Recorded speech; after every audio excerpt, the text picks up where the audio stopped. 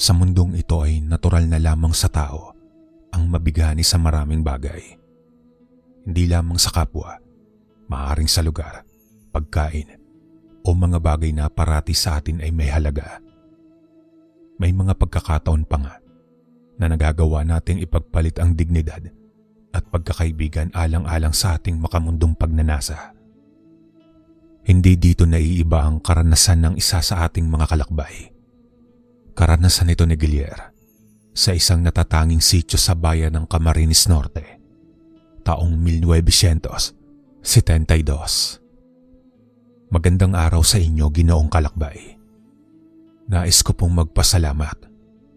Unang-una kung binabasa niyo na po itong aking padalang liham. Ako po si Guillier. Mahigit 60 na po ako ngayon. Kasalukuyang narito ako sa aking bunsong anak sa Bicol. Nais ko lamang pong ibahagi sa ating mga tagapakinig ang karanasan ko sa mga aswang noong kabinataan ko. Nang mga panahong ito ay maraming lugar po ang napupuntahan ko.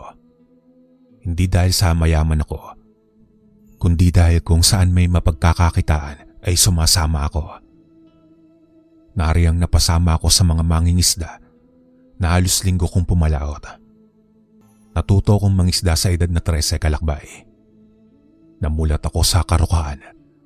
Halos hindi kami magawang pag-aralin ng mga magulang ko, gawa ng maging sila ay kapos sa karunungan at napagkaitan ng magandang buhay.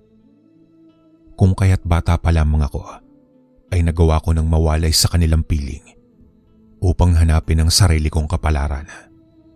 Kung wala man ako sa karagatan, ay napapasama ako sa mga magsasaka tuwing panahon ng pagtatanim at pag-aani. Malawak ang aming bayan at maraming may-ari ng lupang sakahan ang palagi ang nangangailangan ng mga makakatulong sa kanilang bukid. Ang kinikita ko naman dito ay itinatabi ko at iniaabot ko sa mga magulang ko kapag nagagawi ako malapit sa aming baryo. Nang mag-edad 15 ako, ay nakilala ko itong sila Mang Ador. May grupo ito ng mga minero o mas mainam na tawaging mga treasure hunters. Kaiba sa mga natutunang kontrabaho, ay ibang interes ang naituon ko dito.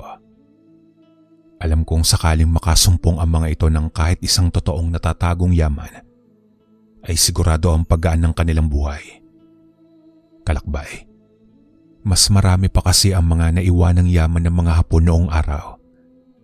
Hindi po kagaya ngayon na halos naubos na ito ng mga pribadong tao na namumuhunan sa mga ganitong ekspedisyon. Ngunit ang inaakala kong madali lang pasuking trabaho ay hindi pala. Masyadong maingat sila Mga Ador. Limitado ang mga pinagagawa sa akin at hanggang sa pagbubuhat at paghuhukay lamang ang maaari kong gawin. Pero sa isip ko ay hindi pwedeng hanggang doon lamang ako. Kung kaya palihim kong inaral kung paano nila binabasa ang mga marka. Mga palatanda ang direksyong iniwan ng mga Hapon sa mga bato, tubig, puno at lupa. Sinong mag-aakala na ang batong inaapakan mo lamang sa tuwing dadaang ka sa isang ilog ay tanda pala ng isang natatagong yaman, di ba? Siyempre hindi nila ito magagawa kung wala ang libro nila at mapa, kung saan nakasaad ang mga kahulugan ng mga marka at palatandaan. Isang araw ay nagkaroon kami ng isang napakahalagang paghahanap. Ayon sa mga kasama ni Mang Ador, ay nakita na nila ang marka sa bukana ng lugar kung saan nakalagak ang di umano ay natatagong yaman base sa hawak nilang mga mapa. Nasa isang kuweba ito. Subalit hindi lamang basta-bastang kuweba. Nasa tawid tubig alat ito at may oras ang pagpasok sa nasabing kuweba. Oras kasi na mali ang tiyempo ng pasok dito ay maaaring makulong ka at abutan ng pagtaas ng tubig. At isa lamang ang ibig sabihin kapag naabutan ka nito sa loob, ang kamatayan. Walang ibang daan papasok sa kuweba kundi mula sa katubigan. Dahil dito ay hindi nagpadalos-dalos ang grupo namin. Ngunit kailangan namin kumilos sa lalong madaling panahon. Dahil sa hindi lamang kami ang tawagin na lamang nating mananaliksik na may interes sa kuwebang iyon. Base kasi sa nakalap naming impormasyon, ay may 2 pang grupo ang naroon at nagpaplanong pasukin ang kuweba. Kalakbay, isa sa mga numero unong problema sa ganitong larangan ay ang mga taong sumusuporta sa pinansyal na pangangailangan ng grupo. Hindi biro ang ganitong gawain at hindi rin para sa mahihinaan loob. Sa grupo namin ay tanging ako lamang ang taga roon sa Bicol. Karamihan ay nagmula sa Kabisayan at parteng Tagalog. Mga kasama, papasukin natin ang kuweba sa pagtalikod ng buwan. Dahil sa oras na ito, ay mas mahaba ang oras na mababa ang level ng tubig sa bukana ng kuweba. Ito ang pinakamagandang pagkakataon para pasukin ang kuweba. Wika ng aming leader na si Mangador. Sa galaw nito at pananalita ay mahalata mo ang lawak ng karanasan nito bilang isang mananaliksik. Bukod kasi sa mga kagamitan pa na normal lang ginagamit ng mga mananaliksik, ay mayroon itong kakaibang uri ng kwintas at singsing. Pagwawari ko pa ay mga anting-anting ito. Sa mga hindi po kasi nakakaalam, ay napakapeligroso ang pagbubungkal ng mga baol na naiwan ng mga Hapon. Halos karamihan kasi dito ay may mga nakapalibot na patibong. Mula sa mga nakatagong patalim, mga batong biglang bumabagsak, hanggang sa mga lason na oras na malanghap o madikit sa balat mo ay maaaring magdulot ng kamatayan. Ngunit ang isang eksperto sa larangan na ito ay alam kung paano ito madisarma. 2 araw na pagpaplano ang lumipas. Bandang 8:00 ng gabi ito, nang sumakay kami sa 3 bangka at nagtungo sa kuweba. Alam namin kami ang una dito dahil may nakausap sila mga ador mula sa ibang grupo. 2 araw pa bago ito papasok sa kuweba. Medyo alanganin ng kaunti ang aming grupo, subalit oras ang kalaban namin dito. Kapag nahuli kami ng kilos, ay maaaring mauwi sa wala ang matagal na pagpaplano. Makipot ang bukana nito, kinakailangan gumapang upang makapasok. At kung isa ka sa mga taong mabilis mataranta sa mga lugar na masisikip, ay hindi ito para sa'yo. Mga kasama, tama nga ang naibigay sa ating impormasyon. May 3 daanan ng kuwebang ito, at ang 2 dito ay papunta sa mga naitanim na patibong sa kuweba. Maging alisto kayo at walang tatanga-tanga kung ayaw niyong dito bawian ng buhay. Matapang na wika ni Mangador. Dahil naman sa ayokong maagang pumanaw, ay ginawa ko ang lahat ng sabihin nito. Malawak po sa loob nito. Ang tila kisamin nito ay 8 metro hanggang 10 metro sa tansya ko. Mayroon lamang kaming 4 na oras sa loob. Marating man namin ang destinasyon o hindi, ay kinakailangan naming lumabas ng kuweba. Isa pa sa estilo nila Mangador ay ang pagmamapa ng lugar. Unti-unti nilang minamarkahan sa gawang mapa ang mga ligtas na ruta sa loob at kung alin ang hindi dapat daanan. Hindi naman na sinabi pa ni Mangador, subalit ng mga pagkakataong iyon ay meron na siyang hawak na kumpletong mapa ng kuweba. Tila ba sa isip ko pa na kaya pala malakas ang loob nito na pasukin ang kuweba ay dahil sa meron siyang alas na itinatago. Lucio, narinig mo ba yon? Parang may nagbubulungan eh. Pabulong na sambit ko sa kasamahan kong nasa likod. Nang bagya namang mauna sila Mangador at medyo naging tahimik ang paligid, ay tila nakaramdam ako ng mga matang nakatingin at mga taong nag-uusap. Subalit sabi naman ni Lucio ay maaaring hangin lamang ito. Normal daw ito sa mga lugar na kagaya ng kuweba. Ang ihip ng hangin ay nagkakaroon ng iba't ibang tinig. Minsan naman ay mga boses daw ito na tinatangay papasok sa kuweba. Maaaring nagmumula sa mga magsasaka o mga taong napapadaan malapit sa kuweba o sa ibabaw nito. Kung hindi kasi ako nagkakamali, ay bundok ang nasa itaas namin. Isang makapal na kakahuyan. Dahil naman sa pagpapaliwanag sa akin itong si Lucio, ay napanatag ako at nagpatuloy na lamang sa paglalakad. Kahit pa may parte ng isipan ko ang nagsasabi na may kakaiba sa kuwebang iyon. Halos 1 oras din po kaming nangapa sa madilim na daan nang masilayan namin sa dulo ang isang kakaibang parte ng kuweba. Mukha itong nilinis na silid. Sa gitna ay may kwadradong marmol na tila itsurang lapida na may 4 na posting marmol Sa bawat kanto nito, maliliit lamang po ang poste. Waray ko pa ay pinagpapatungan ito ng ilawan. Subalit ang makasumpong pa lamang ng isang korteng lapidang marmol sa kaibuturan ng isang kuweba ay kakaiba na. Lalo pa siguro kapag nalaman namin kung anong nasa loob nito. Kaya naman sinuri nila mga Ador ang paligid ng lapida. Iba't ibang marka naman ang nakapalibot sa silid na yon at seryoso sila habang inaalam ang kahulugan nito. Habang kami na tagahukay ay nakatunga nga lamang doon at naghihintay ng utos nila. Sa tingin mo ba ay maraming lamang ginto sa ilalim niyang lapida? Kasi kung magkagayon, baka magawa ko ng mapag-aral ang mga kapatid ko. Kapag nakuha na natin yan, wika ko kay Lucio. Ngunit tila sa iba nakatuon ang atensyon ni Lucio. Sumenyas naman itong tumahimik ako. Buong akala ko ay nagalit ito sa kadaldalan ko. Ngunit nang tumahimik ako, ay doon ko narinig ang pinakikinggan ni Lucio. May mga nag-uusap sa loob ng kuweba. Hindi naman namin mawari kung yung ibang grupo ba ito na palihim na sinundan kami. Nagantay kami na may lumitaw mula sa direksyon kung saan ito nanggagaling. Subalit wala kaming makita. Tila ba naglaho na lamang ito. Nang sa tingin naman ni Mang Ador na nasuri na nila ang lahat na dapat na tignan, ay nag-umpisa na itong maglagay ng mga tanda sa lugar. Ayon pa dito ay kinakailangan namin bumalik sa susunod na pagbaba ng tubig.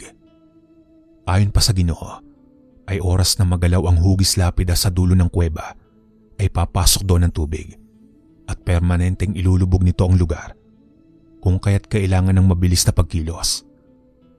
Halos nasa huling oras na kami ng pananatili sa kuweba. Muli naming tinakandaan papalabas. Sa gilid ay may mga markang iniwan itong si Mang Ador. Sa tingin ko ay upang mas mapabilis ang pagpasok namin sa kinabukasan. Pero habang binabagtas namin ang daan papalabas, ay hindi po ako maaari magkamali. May figura ng tao ang nakatayo sa gilid ng dinaanan namin. Kita ko ito sa gilid ng aking mga mata nang minsan masinagan ito ng ilawan. Subalit pinigilan ako ng kasamahan ko sa pagtuturo ko sa kuweba. Ayon pa dito ay igalang ko di umano ang paligid at hindi ko alam kung anong elemento ang naroon. Ngunit sa unan, kung nasan si Lucio ay nakasalampak ito sa nilalakaran nitong bagyang may tubig na. Paano po kasi? Ayon dito ay may tumakbong papatawid sa kanyang harapan, papunta sa isang pasukan ng kuweba na ayon kay Mang Ador ay lugar ng mga patibong. Sa puntong iyon ay bagya na lamang na alarma ang grupo. Alam naming hindi normal na tao ang kung anong nakita ni Lucio dahil sa sobrang dilim ng kuweba. Kaya't imposible para sa normal na tao ang malayang tumakbo at gumala doon. Sa hangin naman ay nag-umpisa naming maamoy ang mabaho at mapanghing amoy na tila nanunuot sa ilong. Dahilan upang mahirapan ako sa paghinga. Nang binilisan namin ang paglalakad palabas, lahat ay nakikiramdam. Walang makapagsasabi kung kailan at saan manggagaling ang nilalang. Gilyar, huwag ka dyan sa gilid. Gusto mo bang mahablot ka? Pumagitna ka, madali ka. Utos sa akin ni Mang Ador. Ako kasi ang pinakabata sa grupo. Karamihan sa kanila ay matatanda na at may asawa. Hanggang sa nag-umpisa na nga mag-ingay ang nilalang. Kakaiba ang boses nito. Parang tao na parang aso na magkahalo. Mapapansing nag-uusap ang mga ito. Dahil sa matapos ang pagsigaw ng isa, ay may sasagot sa kabilang banda ng kuweba. Nagulat naman ako nang makitang naglabas ng dinamita si Mang Ador. Natakot ako. Sakaling sumabog ito ay malaki ang tsansa na gumuho ang parte ng kuweba kung nasan kami at maaaring matabunan kami. Ngunit sa isip ko naman na maaaring may plano na si Mang Ador. Hindi ito basta-bastang treasure hunter. Alam kong magagawa niyang ilabas kami sa kuweba ng ligtas. Yun nga lang po, nang malapit na kami sa labasan, ay nakita naming bahagya ng lumulubog ang bukana sa tubig. Delikado na kami dahil isang maling kilos ay kamatayan namin. Pinailaw nila Mang Ador ang mga baong flashlight. Gamit ito ay ginabayan nila ang grupo papalabas. Natataranta na ako ng mga oras na yon. Hindi ako makapag-isip ng maayos. Tanging nais ko na lamang ay makalabas sa kuweba at makalanghap ng sariwang hangin. Hindi man po ko relihiyoso, ay nagawa kong tumawag sa Diyos upang kahit isang beses ay tulungan akong makaligtas. Pangako ko pa na hindi na ako muli pang babalik doon. Bigyan niya lamang ako ng isa pang pagkakataon sa buhay. Kalakbay, nagawa naming makalabas ng kuweba. Subalit malungkot ang gabing iyon dahil dalawa sa mga kasama namin ang hindi na umahon pa. Sinubukan pa itong hanapin nila mga Dor, subalit walang katawan ng lumutang. Walang tao ang sumagot o sumigaw man lamang upang humingi ng tulong. Sa madaling sabi ay hindi kami nagtagumpay sa misyon namin sa loob ng kuweba. Dahil sa iniurong na ni Mang Ador, ang pagkuha sa tinaguri ang pinakamalaking diskubre sana ng grupo namin. Nakarating sa 2 grupo ang balitang ito. Ang isa sa mga ito na kaibigan ni Mang Ador ay naniwala sa amin. Maging sila ay iniurong na ang pagtuklas sa kuweba. Wika pa ng pinuno nito na marami pang nag-aantay na kayamanan sa Pilipinas. Mas mahalaga umano ang buhay ng kanyang mga tao. Bagamat wala naman na kaming gagawin pa sa lugar na iyon, ay minabuti nila Mang Ador na manatili pa ng ilang araw upang makibalita sa natitirang grupo na nakatakdang pumasok sa kuweba sa susunod na gabi. Sa isip ko naman na kahit ako man, ay nanaisin kong malaman ang kahihinatnan ng grupo kung magtatagumpay ba sila o magagaya sa amin. Madagdag ko lamang kalakbay na ang sama nila Mang Ador ay purong trabaho lamang talaga. Naging patakaran nila ang huwag makialam sa personal na buhay. Maging ang 2 lalaking nawala sa kuweba ay kilala lamang namin sa mga pangalan. Ngunit hindi namin alam kung saan eksakto itong nakatira o kung may mga pamilya ba. Sa ganitong paraan ay ligtas ang isa't isa sakali man magkawatak-watak ang grupo o may mangyaring masama. Walang maghahabol at walang hahabulin. Ganito ang kanilang batas. Sumapit ang gabi ng pagtungo ng kabilang grupo. Armado ang mga ito at aakalain mong lulusob sa giyera. Pero inaasahan na ito nila Mang Ador. Gawa ng mayamang negosyante ang nasa likod ng ekspedisyon nila. Samantalang kami ay galing sa sariling bulsa ni Mang Ador ang halos lahat ng gastos. Minsan nga ay napapaisip ako kung gaano ba kayaman itong matanda. Nang dahil sa tagal nito sa larangan ng pagtuklas sa mga kayamanan. Pero gaya nga ng nasabi ko, walang maghahabol at walang hahabulin. Isang solidong batas. Bata, pagkatapos nito ay babalik na muna ako sa parteng Katagalugan. Ikaw ba, anong balak mo? Magpapaiwan ka ba dito sa probinsya? Pagtatanong ng matanda sa akin. Tila pa sa pakiwari ko ay nais nitong sumama ako sa kanya kung saan man siya pupunta.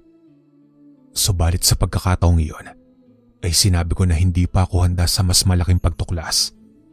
Marahil ay dahil na rin sa nasaksihan ko sa kuweba at sa sinapit ng 2 sa kasama namin. Isa pa ay iyon ang ipinangako ko sa Diyos kapalit ng pagkakaligtas sa akin. Bala ko sanang bumalik muna sa pangingisda at pagsasaka Mang Ador. Tingin ko po ay hindi po ako lubusang handa sa mga ganitong bagay. Masyado pa po akong bata. Sagot ko dito. Masaya ako at nauunawaan mo ang sitwasyon, bata. Alam mo, Gilier, maaga pa at marami ka pang maaaring matuklasan at matutuhan. Huwag mong sayangin ang buhay mo sa ganitong mga gawain. Huwag mo na akong gayahin na dito na tumanda sa paghahanap ng kung ano-ano. Pagpapangaral nito, hanggang mula sa ibabang bahagi ng kinaroroonan namin ay nakarinig kami ng mga putukan. Nagmula ito sa kabilang grupo na nagtungo kanina sa kuweba. Tila nagawa nitong makabalik, subalit nasundan sila ng mga nilalang na nagbabantay sa kuweba. Lumalabas na labis na nagalit sa kanila ang mga nilalang at nagawa nitong tumawid sa tubig na kung tutuusin ay imposible. Gawa ng tubig alat ang naroroon. Ngunit may tila ideya na si Mang Ador kung bakit iyon nangyari. Ayon kay Mang Ador ay maaaring naagaw ng grupong ito na makuha ang kung anumang nakabaon sa ilalim ng lapida, kung kaya nagkagulo ang mga nilalang sa loob ng kuweba. Kanya-kanya ng takbo ang mga naroroon. taranta at sa pagmamasid ko pa ay tila iniwanan na ng katinuan ng ilan. Agad naman kaming kumuha ng mga sandata at binalak na tunguhin ang mga ito upang magbigay ng tulong. Ngunit bago kami lumabas sa pinagpapahinga namin ay pinigilan ako ni Mang Ador. Wika pa nito na sakaling iyon man ang huli naming pagsasama ay gusto niyang ingatan ko ang kwintas para sa kanya. Iniabot nito sa akin ng isang pinakamagandang kwintas sa mga suot niya, kasabay ng isang makapal na sobre na nang silipin ko ay naglalaman ng pera. Dumanak ang napakaraming dugo ng gabing iyon. Ilan pa sa katawan ng mga aswang ay nakahandusay sa damuhan, kasama ng mga bangkay ng ilang kalalakihan. Kung ilalarawan ko po ito ay tila mga unggoy ang mga ito. Subalit matatalim ang pangil at mas mukhang tao. Sa kaguluhan ay hindi ko na namalayan pa kung saan napunta si Mang Ador. Ako naman ay sinisigurado ko na lamang ang kaligtasan ko. Imbis na tumulong ako ay naghanap ako ng mapagtataguan hanggang sa humupa ang tensyon. Malakas ang puwersa ng mga aswang kahit kakaunti lang sila. Pero dominante sila sa kagubatan. Walang laban ang mga armas ng mga tao sa kanila. Lampas 20 minuto ang gulong nagaganap hanggang sa magsiatrasa na ang mga aswang. Hindi ko alam kung bakit pero bigla na lamang nagsilaho ang mga ito. Kalaunan naman ay nakita ko ang dahilan. May mga dumating na armadong grupo na sawari ko ay mga rebelde. Sumaklolo ito sa mga sugatang naroroon at tila alam ng mga ito kung paano kontrahin yung mga aswang kaya ito nagsipulasan. Maswerte namang nakaligtas ang pinuno ng pangkat ng mga tagatuklas ng kayamanan. Buong detalyeng isinalaysay nito ang mga naganap. Ayon sa kanya ay nagawa nga nilang makuha ang isang lumang kahon mula sa marmol na lapida. Ngunit bigla na lamang pumasok ang malakas na tubig sa kinaroroonan ng lapida, dahilan upang magbadali silang lumabas. Dito na sila inabangan ng mga nilalang ng dilim. Sa kuweba pa lamang ay ilang kasama na nila ang nalapa ng mga aswang. Habang sila ay siniguradong maitatakas ang baol, kinumpirma nito ang laman ng baol at sigurado siyang mga ginto ito at mahalagang bato. Subalit nagulat sila nang makitang lumalangoy ang mga nilalang at nakasunod sa mga bangka nila. Dito na sila nag-umpisang magpaputok ng baril. Subalit hirap silang patamaan ng mga ito at tila pa sobrang kakapal di umano ng balat dahil sa kailangan mo pang tadtarin ng bala ang mga ito bago tumamba. Nang magwika naman ang pinuno ng tulisan kung nasaan yung tinutukoy ng lalaki na baol. Tapos ay muli itong nagsalita.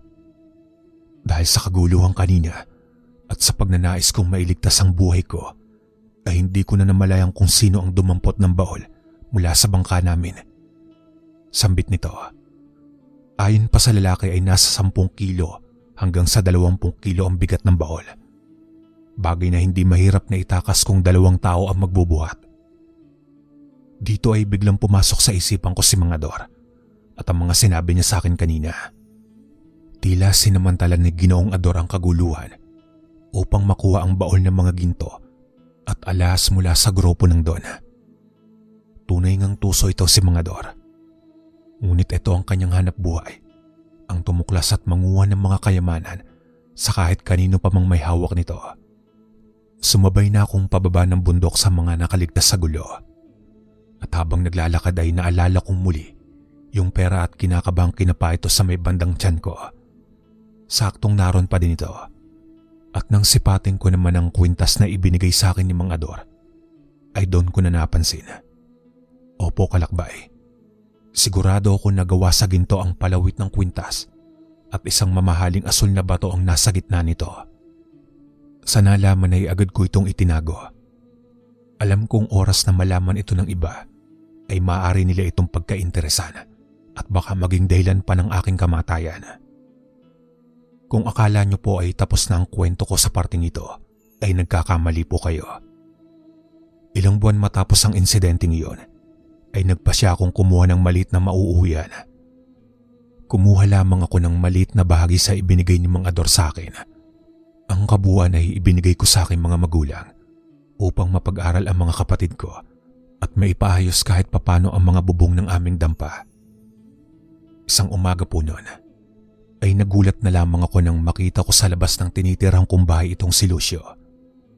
May mga kasama nito, pero labis naman ang pagtataka ko kung paano nila akong nahanap. Hindi na mahalaga ang detalye, Gilier. Ang importante ay may trabaho ko para sa'yo, wika ni Lucio. Nalaman ko na bumuo ito ng sarili niyang grupo ng mga naghahanap ng kayamanan sa mga kagubatan ng aming lugar. Wika pa nito na mayroon silang siguradong lugar at kakailanganin lamang nila ng karagdagang tulong. Sambit pa nito na walang dapat ipag-alala dahil sa hindi kami papasok ng kung anumang kuweba at umaga gagawin ng paghuhukay. Pagkukwento nitong si Lucio na kinuha siya bilang tauhan ng Don. Ang parehong lalaki na nakakuha ng kayamanan sa kuweba. Pero dahil nga sa marami ang nalagas sa mga tauhan nito, ay kinakailangan nitong kumuha ng mga bago. Ayon dito ay nagawang bilhin ng Don ang isang parte ng lupa ng isang magsasaka kung saan naroon ang nakatagong yaman. Base sa mapang hawak ni Lucio, ay nasa isang bukal ito na ibon. Isang buhay na tubig kung tawagin. Pinalabas nila na magtatayo sila ng bahay doon at mag-aalaga ng mga manok at baboy kung kaya't marami silang kinuwang trabahador upang maghukay at maglinis. Kalakbay bukod po sa akin ay may isang inupahang tao itong si Lucio na hindi ko alam kung saan nagmula. Tahimik ito at pailalim kong makatitig. Tinatawag itong Goryo nitong si Julio. Hanggang sa sinapit na nga namin ang bukal na nasa mapa. Tapos ay nag-umpisa sila Lucio sa pagmamarka ng lugar. Ginagawa nito ang parehong estilo ni Mang Ador. Matapos na masiguradong walang mga nakaambang patibong sa paligid, ay inumpisa na namin ang paghukay sa mismong bukal kung saan lumalabas yung tubig. Nakakailang minuto pa lamang kami ay tinamaan ko na ang tila metal na parte ng isang kahoy. Kalakbay, isipin niyo po na halos gatuhod lamang na lalim ng hukay ay naroon na ang nakabaong kayamanan. Ayon pa kay Lucio ay utos sa kanila ng Don na oras na makuha ito ay ibabalik ang titulo ng lupa sa magsasaka bilang balato sa makukuhang yaman. Samantala ay iniutos naman sa akin ni Lucio ang paghatid ng titulo ng lupa sa bahay ng magsasaka. Pinasama sa akin si Goryo. Sinabi pa ni Lucio na sa bahay ko na lamang daw silang mag-aantay. Goryo, samahan mo yung sigilier sa paghatid ng titulo. Baka matagalan pa yan kung mag-isa lang eh. Doon na lamang kami maghihintay sa bahay niya.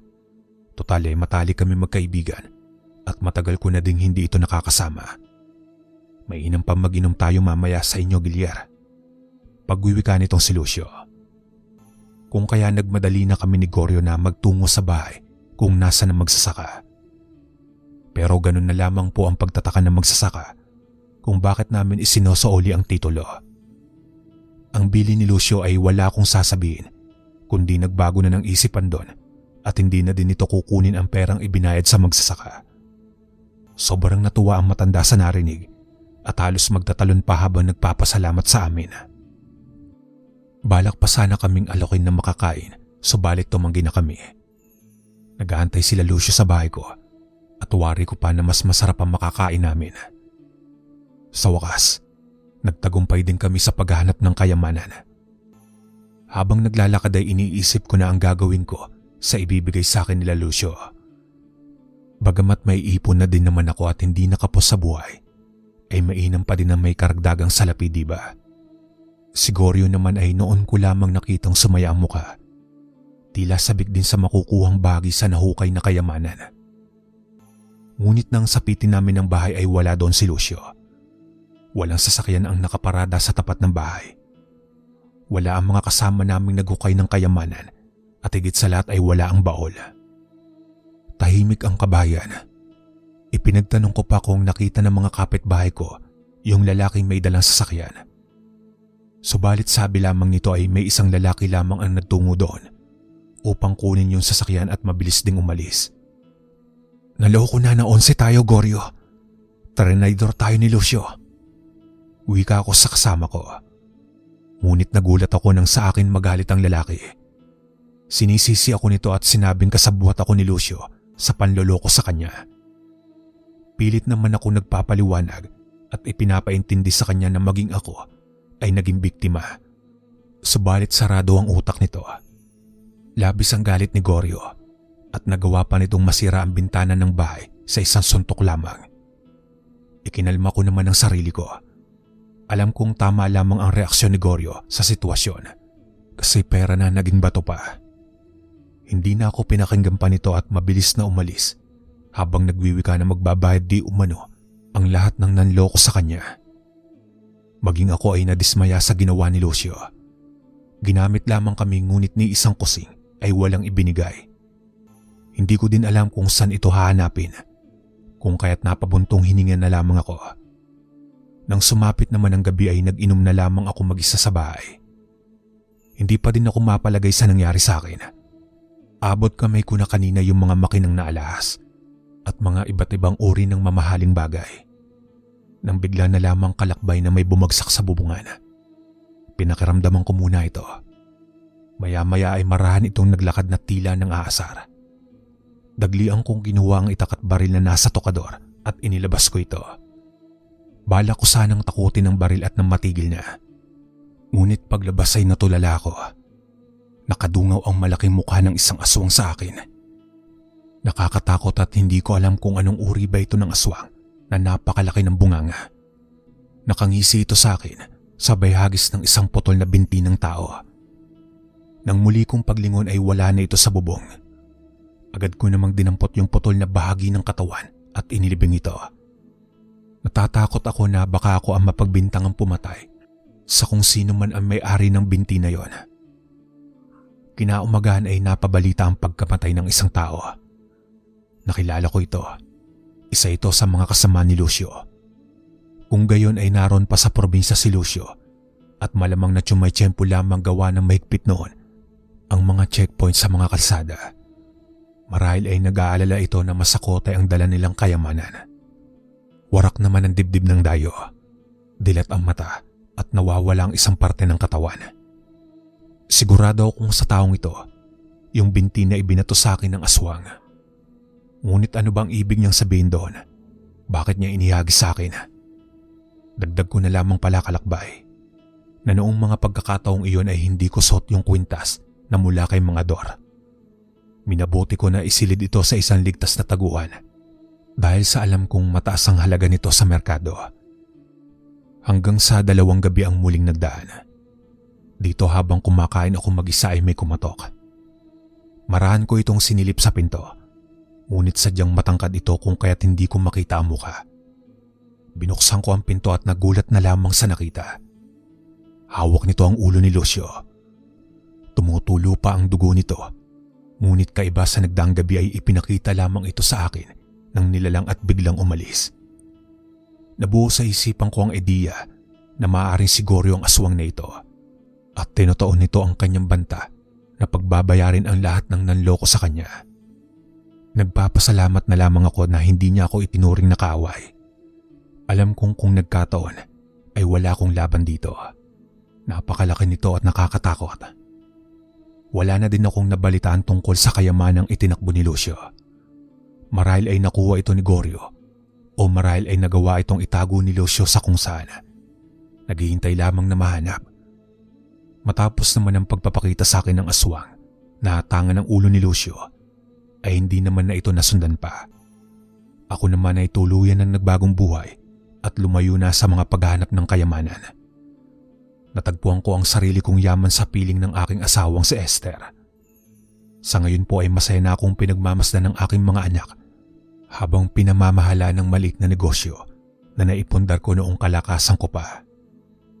Hanggang dito na lamang po ang aking kwento mga kalakbay. Maraming salamat.